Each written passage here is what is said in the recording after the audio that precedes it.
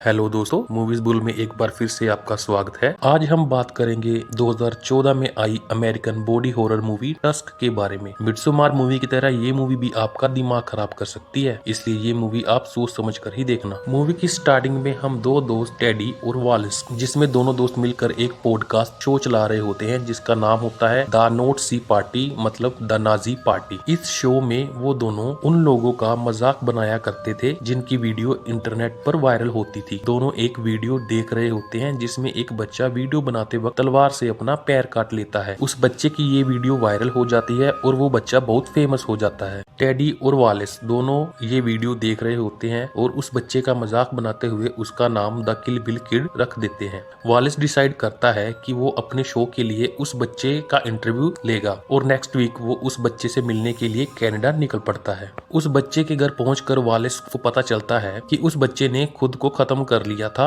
क्योंकि इंटरनेट पर उसे बहुत ज्यादा ट्रोल किया जा रहा था जिसे वो झेल नहीं पा रहा था। ये सुनकर वालिस को बहुत दुख होता है कि अब उसे अपने शो के लिए कंटेंट नहीं मिलेगा। वालिस वहां से चला जाता है और एक बार में बैठकर टेडी को कॉल करता है और सारी बात कॉल पे बताता है। इसके बाद वालिस वॉशरूम में जाता है जहाँ वॉल पर बहुत सारे पेपर्स लगे होते हैं। वालिस की नजर वहाँ लगी एक नोट पर पड़ती है जिसे एक बूढ़े आदमी ने लिखा था। उसमें लिखा था कि उस आदमी ने बहुत सारा वक्त समुद्र में बिताया था, इसके लिए उसके पास सुनाने को बहुत सारी कहानियां हैं, पर सुनने वाला कोई नहीं है, इसलिए जो भी उसके पास आएगा वो उसे बहुत सी कहानियां सुनाएगा और रहने और खाने की सुविधा भी फ्री में दी जाएगी। वालिस यह सुनकर बहुत खुश हो जाता है क्योंकि अब उसे अपने शो के लिए बहुत सारा कंटेंट मिल जाएगा। वहाँ से निकलकर वालिस एक स्टोर में जाता है जहाँ फोन पर वो उसी नोट वाले आदमी से बात करता है जो उसे बाइफ्रोस्ट नाम की जगह पर आने को कहता है। स्टोर पे काम करने वाली लड़कियां उसे बताती है कि ये जगह यहाँ से 2 घंटे की दूरी पर है। अब वालिस उस आदमी के घर पहुँच जाता है जो काफी वीरान जगह पर था और आसपास और कोई दूसरा घर नहीं था। घर बहुत बड़ा था। वालिस घर के अंदर जाता है और उस आदमी से मिलता है जिसका नाम होवर्ड था। होवर्ड व्हील चेयर पर था और उसके घर में बहुत सी अजीब चीजें थी। इसके बाद दोनों बैठकर चाय पीते हैं और बहुत सी बातें करते हैं। वालिस को चाय अच्छी लगती है और वो उसकी तारीफ करता है। इसके बाद होवर्ड वालिस को एक कहानी बताता है जो उसके साथ 1959 में घटी थी। होवर्ड बताता है कि उसकी एक शिप में एज ए शेफ नौकरी लगी थी। एक बार उनकी शिप साइबेरिया से जाते हुए एक आइसबर्ग से टकरा गई थी। उनकी शिप डूब गई थी। इसमें सब लोग मर गए थे पर होवर्ड जिंदा बच गया था। वैसे तो वो खुद भी बेहोश हो गया था, पर जब उसकी आंख खुली तो वो एक छोटे से टापू पर पहुंच गया था। वहाँ उसे एक वालरस मिला जिसने उसकी जान बचाई। होवर्ड बताता है कि वहाँ ठंड बहुत, पर उस वालरस ने उसे गर्मी देने के लिए अपने बच्चे की तरह सीने से लगा कर रखा था। होवर्ड ने उसका नाम टस्की रखा था जो उसके एक भरोसे वाले दोस्त के नाम पर था। वो उस टापू पर 6 महीने तक रहा और उसे अपना सबसे अच्छा दोस्त मानता था और ये 6 महीने उसकी जिंदगी के सबसे पीसफुल 6 महीने थे। कहानी सुनते सुनते वालिस को चक्कर आने लगते हैं और वो बेहोश हो जाता है। ऐसा इसलिए क्योंकि होवर्ड ने उसकी चाय में नशे की दवाई मिला दी थी। अब यहाँ से कहानी कुछ दिन पीछे चली जाती है जिसमें वालिस की गर्लफ्रेंड एली बी वालिस के साथ कनाडा जाने के लिए जिद कर रही होती है, पर वालिस उसे साथ ले जाने से मना कर देता है। फिर हम कहानी के प्रेजेंट टाइम में पहुंचते हैं जहाँ वालिस की आंख व्हील चेयर पर खुलती है, पर वो अब भी पूरी तरह से होश में नहीं होता। होवर्ड वालिस को उसकी ड्रिंक देता है और वालिस उसे अपना फोन मांगता है। होवर्ड ने कहा कि डॉक्टर के पैर के नीचे आने की वजह से उसका फोन टूट गया है, जिसे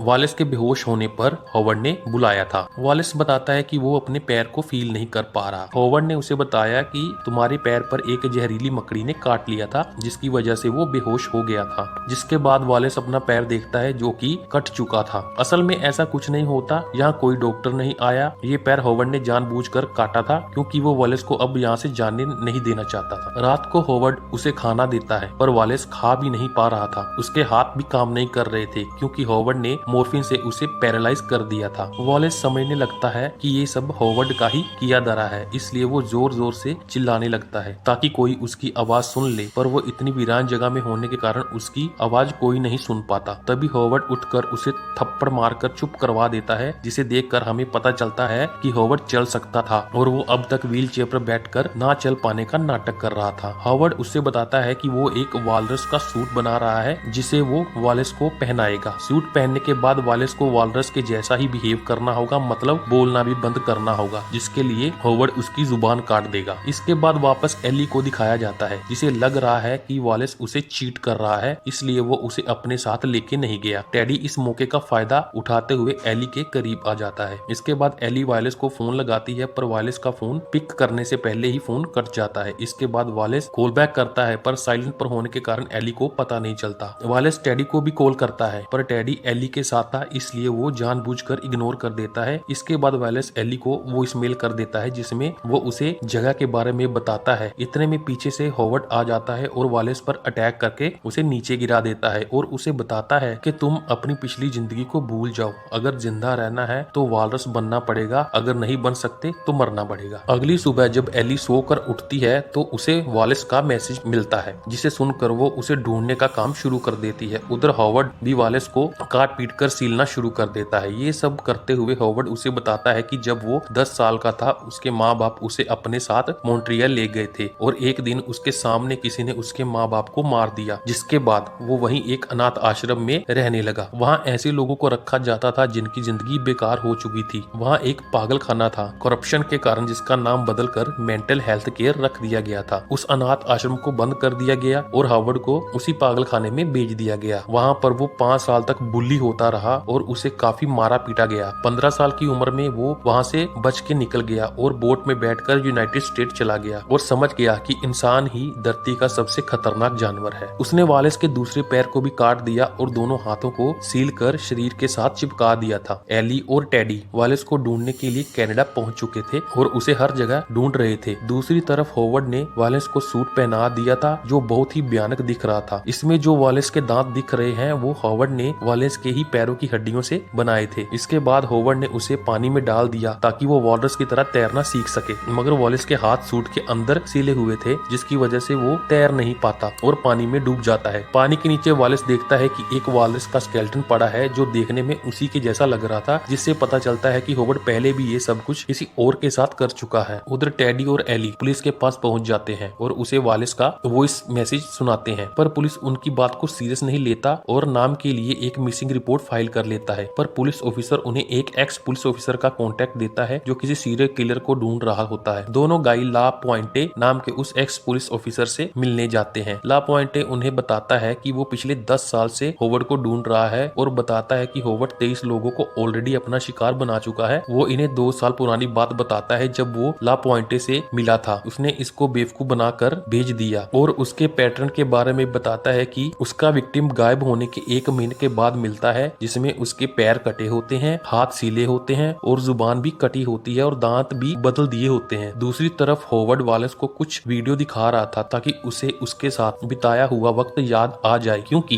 हॉवर्ड को लगता था कि ये उसका दोस्त टस्क है, जिससे पता चलता है कि हॉवर्ड कितना बड़ा साइको है। उधर तीनों वालेस को ढूंढते हुए उस स्टोर में पहुंच जाते हैं। वालेस पहले आया था, फिर जिस नोटबुक पर वालेस ने एड्रेस लिखा था वहां से ला पॉइंटे एड्रेस भी ढूंढ लेता है। हॉवर्ड घर में वालेस को तैरना सिखा रहा था और वालेस को बता रहा था कि वो ऐसा क्यों कर रहा था। असल में जब वो उस टापू पर फंसा हुआ था तब वालेस ने उसकी जान बचाई थी, पर बहुत दिन तक भूखा रहने के कारण वो उस वालरस को मारकर खा गया और दुख की बात ये थी कि उस वक्त उस वालरस को फाइट बैक करने का मौका नहीं मिला और उसको मारने के कुछ घंटों बाद वहाँ एक रेस्क्यू बोट आ जाती है, जिससे हॉवर्ड को गिल्ट हो जाता है कि अगर कुछ घंटे और अपनी भूख पर कंट्रोल रखता तो वालरस की जान बच जाती। फिर हॉवर्ड खुद भी वालरस का सूट पहनकर आ जाता है और वालेस से लड़ने लगता है ताकि वो इस बार उस वालरस को फाइट बैक करने का मौका दे सके। उधर ला पॉइंटे को वालेस की कार पानी में डूबी हुई मिल जाती है और तीनों बंदूक लेके घर में घुस जाते हैं। उधर हॉवर्ड वालेस को बताता है कि अगर उसे जिंदा रहना है तो उसे मारना होगा और अगर उसने उसे मार दिया तो उसे एक वालरस वाली जिंदगी जीनी होगी, और उसे बताता है कि वो बहुत स्ट्रॉन्ग है और बाकियों से ज्यादा देर तक टिका हुआ है। इसके बाद हॉवर्ड चीटिंग करते हुए अपना सूट फाड़ देता है और वालेस को मारने की कोशिश करता है, पर वालेस अपने दांत से उसके पैर पर वार करता है और फिर अपने दांत उसके पेट में घुसा देता है और उसे मार देता है। तभी तीनों वहां आ जाते हैं और वालेस की हालत देखकर बहुत शॉक्ड हो जाते हैं। वालेस जोर जोर से चिल्ला रहा था क्योंकि हॉवर्ड को मारकर अब वो वॉलरस बन चुका है और वो जोर जोर से चिल्ला रहा था ताकि ला पॉइंटे उसे शूट कर दे और सीन यहाँ से कट हो जाता है। फिर 1 साल बाद की कहानी दिखाई जाती है जिसमें एली और टेडी दोनों एक एनिमल सेंचुरी में आते हैं जहाँ वालेस रहता है। एली वालेस को आवाज देकर बुलाती है पर वालेस बाहर नहीं आता। फिर एली एक मछली फेंकती है जिसे खाने के लिए वालेस बाहर आ जाता है और खाने लगता है। उसे देखकर एली अपना पुराना वक्त याद करती है और रोने लगती है, जिसे देखकर वालेस भी रोने लगता है और मूवी यहीं पर खत्म हो जाती है। तो दोस्तों, आपको ये वीडियो कैसी लगी कमेंट में जरूर बताएं और अगर अच्छी लगी हो तो लाइक लाइक और शेयर करें और इस फुल मूवी के लिंक के लिए हमारे टेलीग्राम चैनल को ज्वाइन करें और ऐसी ही और वीडियोस के लिए बने रहिए मूवीज बुल के साथ। Thank you.